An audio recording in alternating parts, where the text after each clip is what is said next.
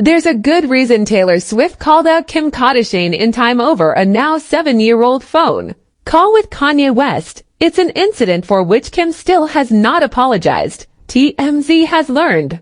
Sources with direct knowledge tell us Kim has never said sorry to Taylor over the notorious, famous phone call between Taylor and Kanye in 2016, the one Kim and he released, attempting to show Taylor was cool with the song's racy line about her. Remember, at the time of the track's release, Taylor expressed outrage over his lyric, "I feel like me and Taylor might still have sex. Why? I made that bitch famous." In response to Taylor's anger, Kim posted her version of the recorded phone call in an effort to prove Taylor understood exactly what the song would include. However, the full unedited version of the recorded call eventually came out, and it became clear Kanye had not revealed he'd referred to Taylor as a bitch. Our sources say Kim's never apologized to Taylor for the call, and even after the Time article, it's still crickets. Interestingly, we're told Taylor would actually accept an apology from Kim on this issue,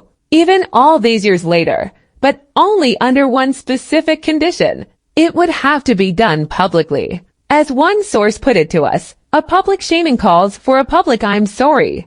Our sources say Taylor still feels like Kim and Kanye were in the wrong, and she was dumbfounded when Kim doubled down on her position even after the full, unedited version of their call got published from Kim's POV, which she made clear in tweets at the time, and in subsequent interviews. The fact Taylor was looped in on the song, vindicated her and Kanye. But we're told Taylor's position has always been about the use of the word bitch. Kim downplayed that in a GQ piece, saying all rappers use that term, and that it was NBD, and while this might sound like a lot of hair splitting, we're told Taylor still feels she was seriously wronged in the framing of all that, something she touched on in her Time interview. Again, we're told Taylor is still willing to bury the hatchet with Kim, who has since divorced Kanye. But at this point, our sources say the two women have no relationship. Even more context to all this is, of course,